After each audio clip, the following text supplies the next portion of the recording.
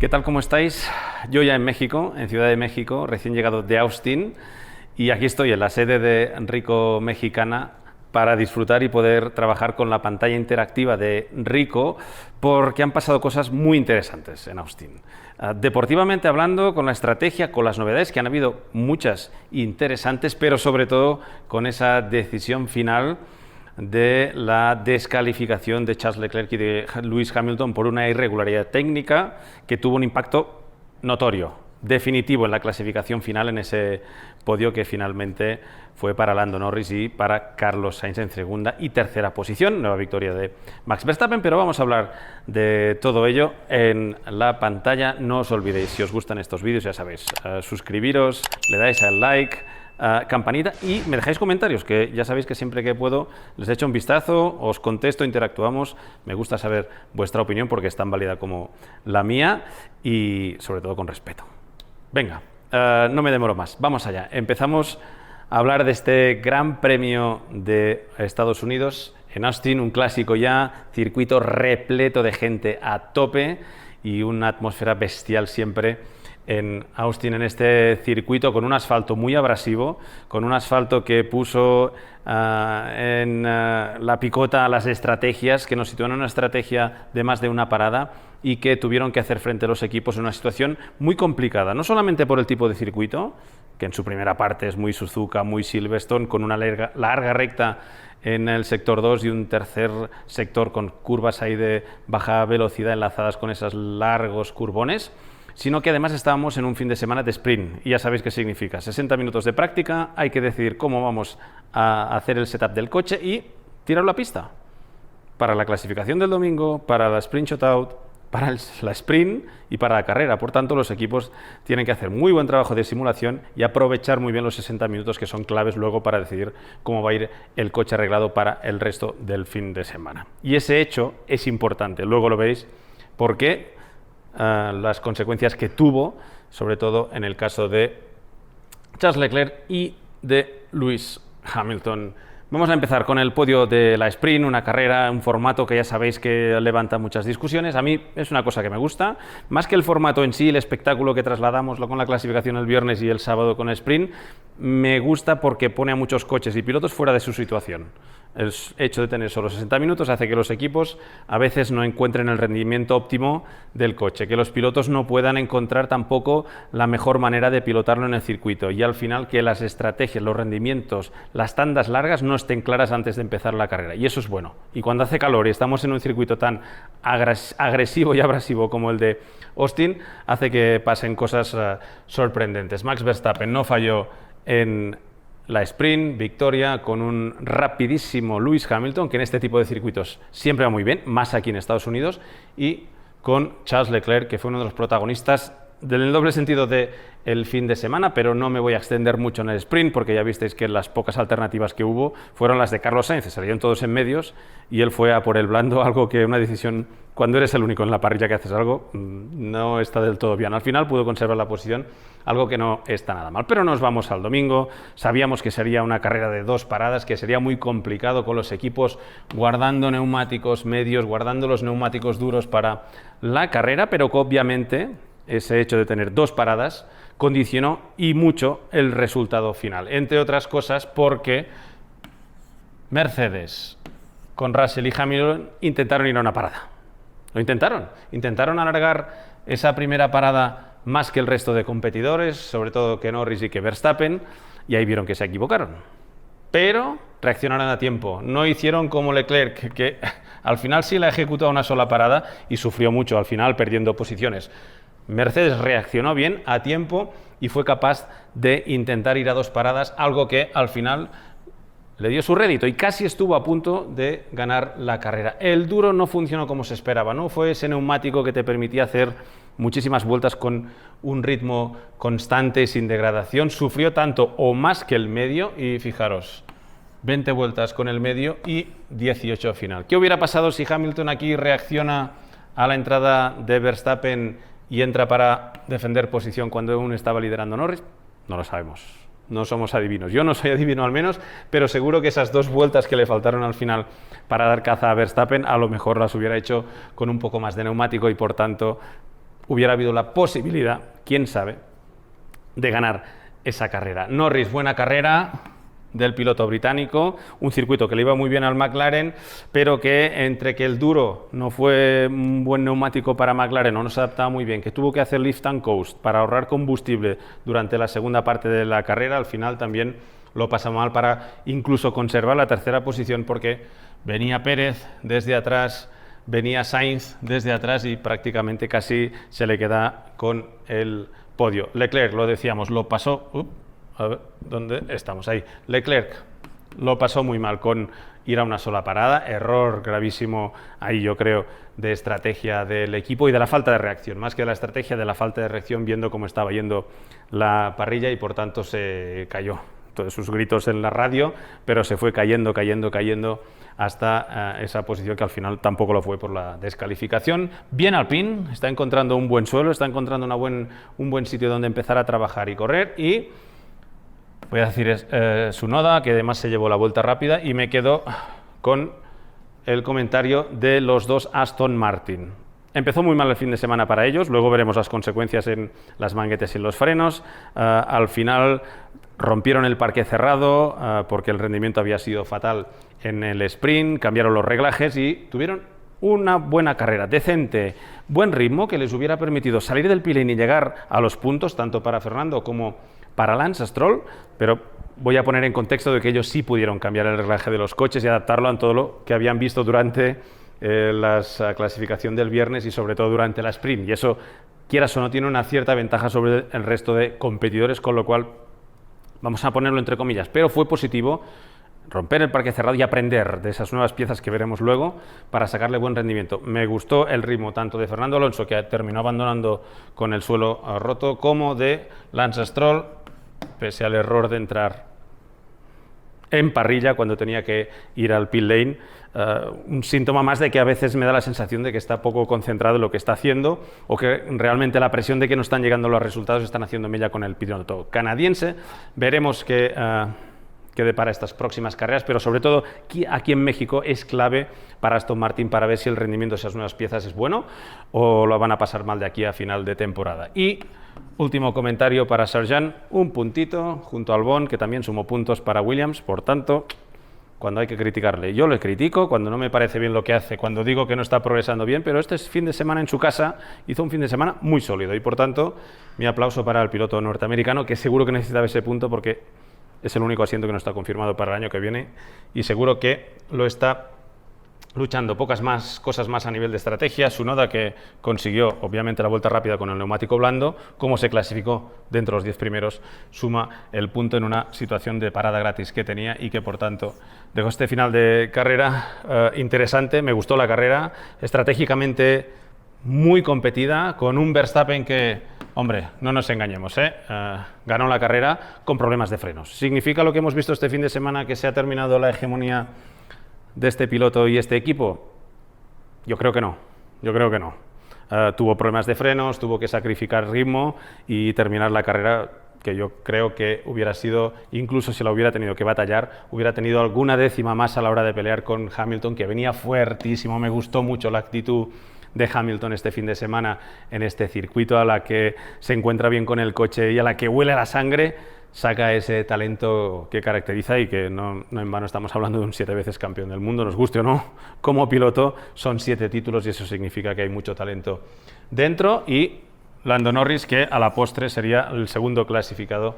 Un Lando Norris que yo creo que McLaren ha desaprovechado sus oportunidades muy buenas. Qatar y Austin eran dos carreras muy buenas para ellos, para no solamente conseguir podios, que ya los han conseguido, sino para incluso ir un poco más allá y ser una amenaza real. Pequeños errores, no están a la altura aún, está claro, pero seguirán dando que hablar, y mucho. No sé si aquí en México va a ser una de sus mejores carreras de estas últimas que hemos visto, porque el tipo de circuito no se adapta muy bien a sus características, pero veremos, porque hemos visto muchas sorpresas esta temporada antes de empezar. Nueva victoria para Max Verstappen, que no crees porque es campeón, va a dejar de correr. Todo esto muy bien, deportivamente nos lo pasamos muy bien, la carrera fue fantástica, la emoción final de Hamilton dando caza a Norris primero y luego por Max Verstappen. Y después de la celebración, cuando ya estábamos prácticamente empaquetando todo, vemos este papel de la Federación Internacional. Un comunicado diciendo que los comisarios llaman a los representantes tanto de Charles Leclerc como de Lewis Hamilton a declarar por una irregularidad técnica. Una irregularidad del artículo 3.5.9/E, que así, cuando yo lo leí, digo, es algo aerodinámico, es algo de la carrocería del coche, porque es el artículo 3 que define todas estas cosas, pero ya tan allá no voy. ¿Qué ha pasado? Y 2 coches, además. Venga, vámonos, reglamento instantáneo en el móvil, pum, descargar de reglamento técnico. ¿Qué dice este 3.5.9/E? Nos dice que el grueso del plank, que es esa pieza que va debajo del coche, que es parecida a una madera que no lo es, tiene que ser, cuando es nueva, de 10 milímetros, pero que cuando ya se ha usado, después de una carrera, un entrenamiento, bajo parque cerrado, la Federación dice que puede ser de 9 milímetros, o sea, que a base de tocar el suelo se puede desgastar un máximo de 1 milímetro después de una carrera o en cualquier momento del fin de semana. Por tanto, si en lugar de 9 milímetros, cuando miden la plancha, hace 8.9, significa que está fuera de reglamento, y eso es lo que sucedió, eso es lo que vio la Inspección Técnica de la Federación Internacional y automáticamente emitió ese comunicado que habéis visto a comisarios deportivos que llamaron a los miembros del equipo. Primer paso, inspección.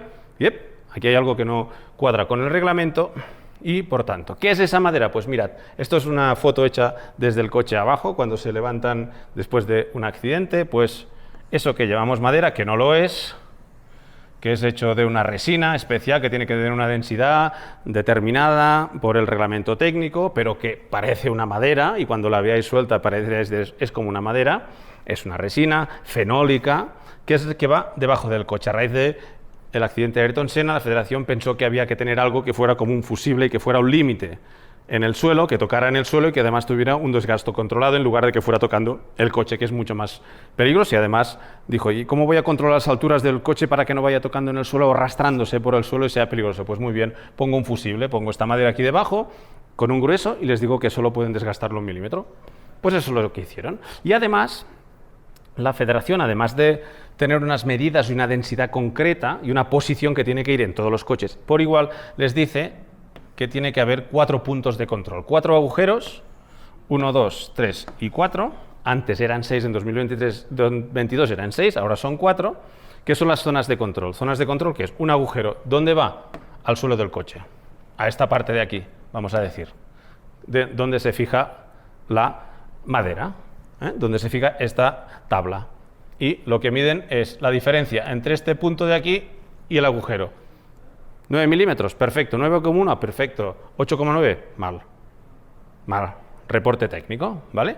Os voy a enseñar una imagen que el año pasado, en las fabricaciones de Mónaco, acordaros que estuvimos hablando de las chispas y de fijaros, esta es la plancha que va debajo al coche en esta maqueta de Teo Martín, que nos dejó Teo Martín, grande, que puse esta placa.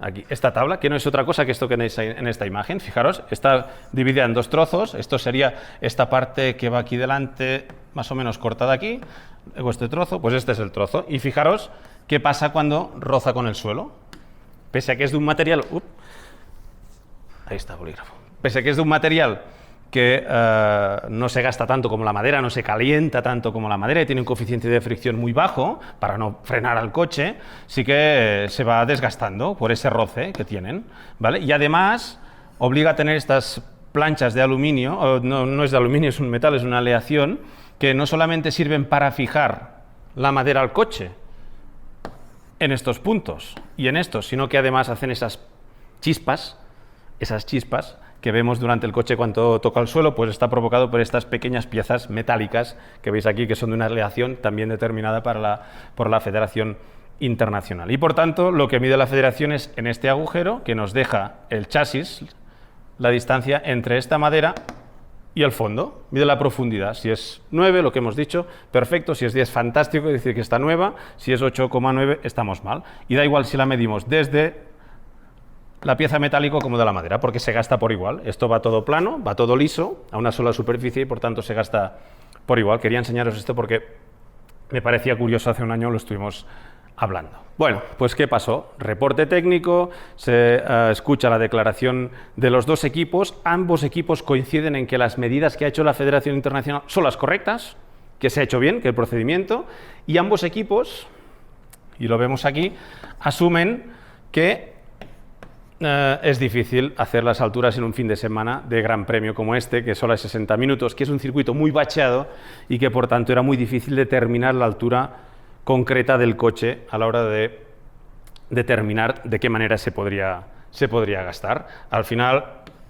la decisión de comisarios deportivos, el coche 44 descalificado del Gran Premio por irregularidad técnica, por no cumplir el reglamento técnico. Esto es blanco y negro, no hay, bueno, podría ser una penalización de tiempo, no, esto es blanco y negro, es un coche que es, vamos a decir, que no cumple con el reglamento técnico y por tanto es ilegal o alegal, pero no cumple con el reglamento técnico y por tanto queda descalificado de la prueba en la cual se ha verificado, en este caso la carrera. Es una prueba de desgaste. El Gran Premio. Una prueba de desgaste no quiere decir que durante la sprint o durante la clasificación lo tuviera en este mismo estado, se verifica en ese momento, no es una pieza como un ala, porque si un ala, por ejemplo, la encuentras ilegal, es la misma seguro, pero esto como es un tema de desgaste no puedes determinar exactamente cuándo vino el desgaste, por tanto se le descalifica de la carrera, inapelable. Descalificación de ambos pilotos. Y la pregunta es, ¿y por qué van tan justos en el suelo? Pues bueno, por dos motivos. Uno, aerodinámicamente, el principal, ya sabéis que los fondos planos de estos coches, aquí lo tenéis, ¿dónde está? Aquí los fondos planos de estos coches, con este difusor tan grande en la parte posterior, aquí se genera un 40%, 50%, sino un 60% de la carga aerodinámica del coche, depende de la distribución que pueda haber a nivel de presiones. Cuanto más bajo va, más rendimiento sacamos. Punto uno, aerodinámico. Y segundo, también tenemos el peso más abajo. Por tanto, las inercias del coche son mucho mejores cuanto más peso tenemos y cuando más bajo está el coche en condiciones de estas. Pero tiene este inconveniente. Y destacar que la zona que no cumplió fue la posterior. O sea, en esta zona de registro, no en la delantera, que quizás la que nos puede dar a entender, porque el coche va mucho más agachado adelante, no podríamos decir, es que, caray, adelante, no.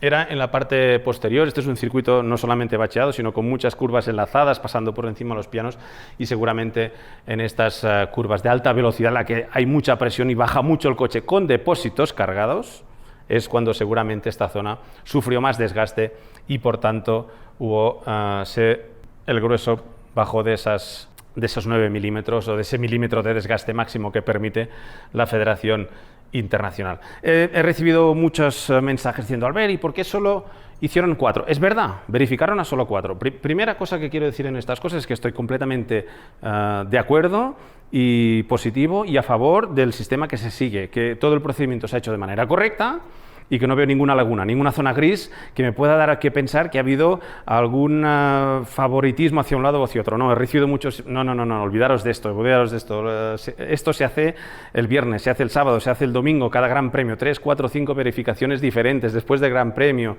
Olvidaros, el procedimiento es siempre el mismo y con las mismas connotaciones. Lo que pasa es que aquí hubo factores diferentes. Primero os voy a enseñar, porque creo que hay que explicarlo bien, qué cosas se verifican, ¿vale?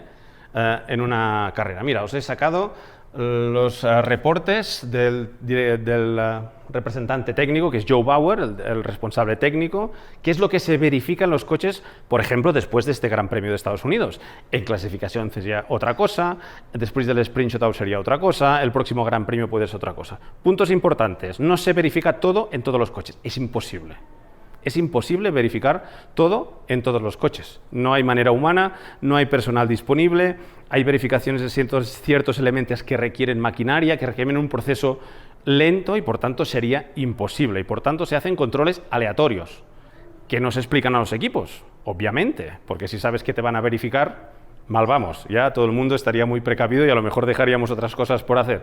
Son aleatorios tanto en lo que se verifica, como los participantes. Muchas cosas se hacen a todos, otras aleatorias, o sea que hay diferente criterio. Y normalmente es un proceso que se estipula antes de empezar la carrera, pues al final de la carrera lo que vamos a verificar será esto, pero puede haber circunstancias que pueden hacer cambiar el criterio o ese procedimiento, las cosas que pueden hacer verificar. Por ejemplo, los comisarios deportivos pueden levantar la mano. Oye, nos gustaría que verificarais aquí en esta carrera esto, porque hemos estado viendo los datos de telemetría y no nos gusta esto. Por ejemplo, podría ser aquí en el caso de Austin, podría serlo. Por ejemplo, si ese sensor que, acordaros, que se instauró el año pasado para intentar limitar el rebote y que mide el rebote del coche, si ve que hay un coche que rebota mucho, pueden entender que realmente está impactando mucho antes con el suelo que el resto, que significa que está mucho más bajo. Puede decir, hombre, estos coches están impactando mucho. ¿Podría haber sido la razón por la cual verificaron a estos 4 coches en esta situación? Podría serlo porque son los 3 ganadores, los 3 primeros clasificados y uno al azar, que además fue el de la pole. Podría haberlo sido. ¿Pueden los comisarios técnicos verificar cosas que no están previstas en esa planificación que hacen antes de empezar la carrera? Claro que pueden. Y si ven algo que creen que puede ser sospechoso o que ellos creen que hay algo que no les gusta, pueden verificarlo. Si ven que los alerones se doblan a final de recta prácticamente como una ala o que hay alguna cosa que no les gusta a nivel visual, pueden cambiarlo, claro que sí. Pero siempre dentro de un criterio y siguiendo a los conceptos que han ido aplicando durante toda la temporada. Otras cosas que me habéis dicho, hombre, si el de Leclerc está mal, también lo estará el de Sainz. No deis por entendido y presupongamos que porque un coche esté mal en alturas, el otro también. Yo creo que ahí caeríamos en un error de hacerlo. Y seguramente, si no lo verificaron por oficio, es porque algún motivo tenían y seguramente estos datos de rebote del sensor vertical, de impacto vertical, podrían ser diferentes de un coche a otro y seguramente las alturas que no tienen nada que ver a veces de un coche a otro. ¿Podría ser eso? Podría ser. ¿Tendría que cambiarse el procedimiento? Podríamos hablarlo, pero que siempre se ha hecho así, segurísimo, y yo no tengo ninguna duda que se hizo con todo el criterio del mundo. ¿Que se pueden cambiar cosas para el futuro? Podemos evaluarlo, seguramente la federación puede evaluarlo, pero yo no sacaría en ningún momento ni un ápice de duda de que el procedimiento se hizo bien y siguiendo el procedimiento que han establecido siempre la Federación Internacional, que me parece correcto hasta lo visto hasta hoy. O sea que dudas cero. Os contaba que, por ejemplo, que verificaron antes de la carrera, ya empiezan verificaciones, porque los coches están en parque cerrado desde el viernes y, por tanto, hay cosas que se pueden verificar siempre, también durante los libres, cuidado, también durante los libres, pero, por ejemplo, al coche de Carlos Sainz, antes de empezar la carrera, le verificaron el volante.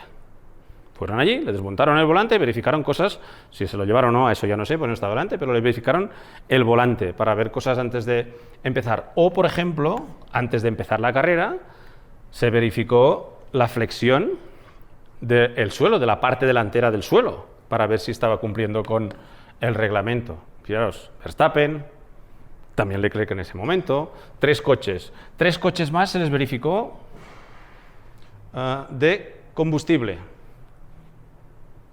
durante la carrera.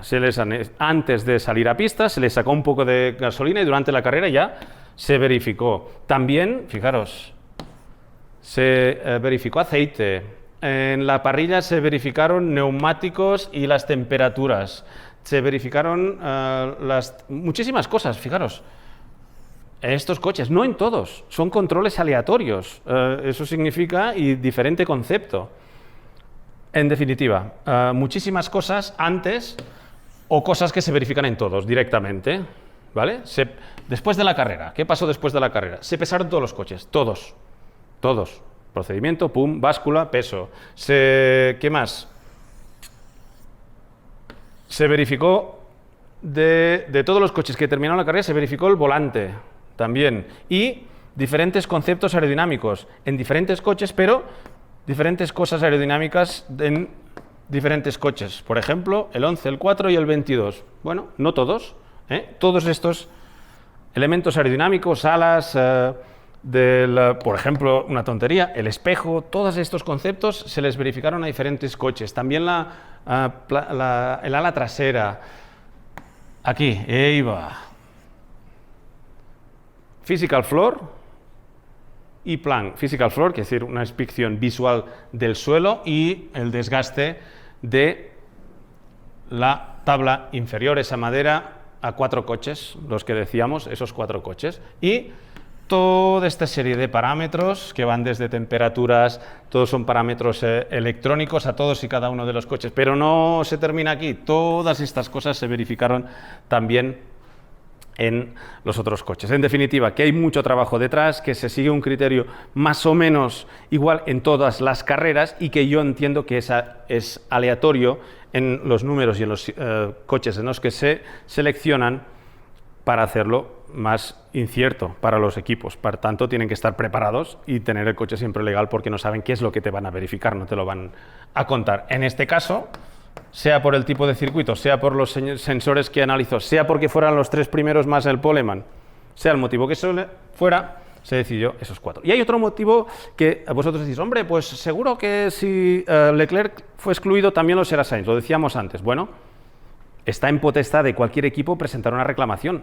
Si un equipo cree que Sainz o Russell iban exactamente con la misma configuración y que por tanto seguro que tenían el desgaste de la tabla, pueden presentar una reclamación. Eso está siempre abierto el reglamento, permite que los equipos puedan hacer una reclamación técnica que luego obliga a la federación a hacer un control extra sobre estos coches de este parámetro sobre el cual se ha hecho la reclamación, si la aceptan en procedimiento. En definitiva, no voy a extenderme más porque es un rollo que os he metido, pero que sale otra clasificación con este DQ que veis aquí, que significa que están disqualified, descalificados como sea, y eso significa que todos suben una posición. Los Lando Norris y Carlos Sainz se van al podio, Checo sube a la 4ª posición y los de atrás que suben 2 posiciones hasta completar esa 10ª posición final de los puntos que cierra Lorenz Sargeant. En fin, bueno, cosas que han salido y que seguramente darán mucho que hablar para las próximas carreras, pero que a mí no me han presentado más dudas que las que he tenido que hacer también, de mirar el reglamento exactamente, cómo funcionaba y leer atentamente, no os los perdáis, atentamente los comunicados de la Federación Internacional, que yo siempre las cuelgo en mis redes. Venga, dicho esto, que tenía muchas ganas de explicaros, espero que os haya aclarado algún que otro concepto. Vamos a ver novedades técnicas de este Gran Premio, 5 equipos principales, ni Red Bull, ni Ferrari, ni McLaren, que son los que están ahí adelante, presentaron novedades. Sí, Mercedes, que tenía con un fondo completamente renovado en esta zona de la rampa de entrada del aire hacia la zona de debajo del fondo plano del coche, han elevado mucho más este punto, cambiando completamente el perfil de esta zona, un fondo que también a lo mejor esto también podría haber contribuido, porque tampoco controlan el rendimiento, a ese problema con las alturas. Un Mercedes que también cambiaba por enésima vez esta zona central del fondo plano, al cual añadieron, ¿os acordáis lo que estuvimos mirando de los hilitos en Qatar? Esa fábrica lección, diciendo que aún utilizaban este tipo de sistema para ver qué hacen los flujos. Fijaros lo que hizo Mercedes con los hilitos fluorescentes grabados con alguna cámara que no entendí dónde la tenían, para ver qué es lo que hace el aire cuando pasa un hilito fijado por este punto y suelto aquí. ¿Qué pasa? Que cuando ve el aire se mueve, y ese movimiento es el que define qué está haciendo el flujo aerodinámico, si está trabajando por igual en estas 3 salidas de flujo de la parte inferior del monoplaza. Algo que quisieron saber también, cuidado, con parafina, otro de los sistemas que vimos, ese líquido a color que se tira encima de la carrocería y que deja el rastro para ver exactamente qué es lo que hacía el flujo, las estructuras aerodinámicas en esa zona. Novedades importantes también para Aston Martin. Nuevo extremo aquí, salida de el borde del fondo plano, algo que estaban esperando como agua de mayo. Con esta nueva pieza, la parrilla más o menos van yendo todos hacia la misma dirección, pero que además les permitía tener más espacio aquí debajo en esta zona, estos pontones que también eran nuevos, más zona de undercut para que el flujo circule mucho mejor debajo del pontón hacia la parte posterior. Aston Martin, que también llevaba piezas nuevas en el difusor y en estas beam wings, en estas aletas que tan importantes son, no solamente por la manera que trabajan, y es que trabajan al unísono, conjuntamente con el ala superior, la ala principal del difusor. Esto es una estructura aerodinámica conjunta, que trabajan a sincronía, y aunque no os lo parezca, este elemento tiene mucha importancia en el rendimiento aerodinámico del coche cuando abren el DRS, por ejemplo. O sea que todo tiene que estar trabajando en una sola armonía y muy bien conjuntamente para hacer el rendimiento. Unos grandes secretos del Red Bull en el DRS, seguramente, y pongo mi mano en el fuego, es de la manera que hacen trabajar estos 4 elementos conjuntamente. Cuando está cerrado el ala, pero sobre todo cuando está abierta. Y cada carrera vemos equipos con diferentes configuraciones y esa evolución en esta parte que es clave para hacer trabajar bien aerodinámicamente el coche. El gran problema de Aston Martin es que los 60 minutos que tuvieron en Libres 1 quemaron los frenos. Para mí un error claro de configuración. Taparon demasiado los frenos, la entrada de refrigeración de los frenos. Yo cuando vi allí la tenían medio tapada y por tanto fue un error de configuración que sobrecalentó todo el sistema de frenos, el disco. Este es el buje en donde va aquí el disco y aquí fijada la pinza de freno. Sobre temperatura, no solamente se sobrecalienta el freno, sino que también se sobrecalientan elementos de seguridad como este tirante de seguridad, también los cojinetes en la parte inferior. Lance Stroll no pudo seguir, más sobre temperatura. Fernando Alonso sí pudo tirar, pero pocas vueltas, mal dadas, y eso no les permitió trabajar en un fondo plano que hemos visto antes, que era muy novedoso, que les debía dar un gran paso adelante, pero que tendremos que confirmar aquí si realmente le pueden sacar un buen rendimiento. Es importante hacer un escáner de alturas. Otro de los equipos que venía con novedades importantes, Haas, no solamente por la decoración americana que pusieron en Austin, sino por este perfil, esta caída hacia la parte inferior, cosa que también están adoptando todos los equipos, y estoy seguro que el año que viene veremos a todos coincidir en este tipo, vamos a decir, Red Bulliano de concepto aerodinámico en los pontones. Fijaros en esta imagen que tomé desde la parte superior del pontón, cómo se ve este canal, con este hombro y este canal. Aquí es el motor, y esto es la tapa motor, y esto sería el lateral, con las barras y estrellas. Fijaros en este canal tan pronunciado en la parte central, algo que había insinuado ya Alpine, que Aston Martin también ha acentuado más este año y que poco a poco todos los equipos van cerrando sus desarrollos aerodinámicos hacia este mismo concepto. También en este de la cuchara, de la zona de entrada de aire en la zona de radiadores. Esto es el espejo, aquí lo veis, piloto, este es de pruebas, este no, pero lo veis, con esta cuchara adelantada para tener mejor entrada de aire hacia la refrigeración de los radiadores de los pontones. También, al igual que Aston Martin, al igual que Mercedes, con un concepto de fondo plano o de borde de fondo plano, importantísimo para los vórtices que se generan debajo del coche. Muy parecido, ¿eh? ¿Lo veis? Las salidas, el aleta colgada del propio fondo, en definitiva los equipos que poco a poco van convergiendo en el mismo concepto. Aquí veis el túnel que os comentaba antes, el canal, este es el borde y estas grandes aperturas porque hacía mucho calor en el Gran Premio de Austin y por tanto había que tener ahí buena refrigeración de la zona del motor. Otro equipo que también trajo novedades en este aspecto, un poco diferente a lo que habíamos visto hasta ahora, es Alfa Romeo, también mismo tipo, pero en esta zona más central con un concepto un poco diferente. No voy a extenderme más, al igual que, fijaros, Aston Martin, Alfa Tauri.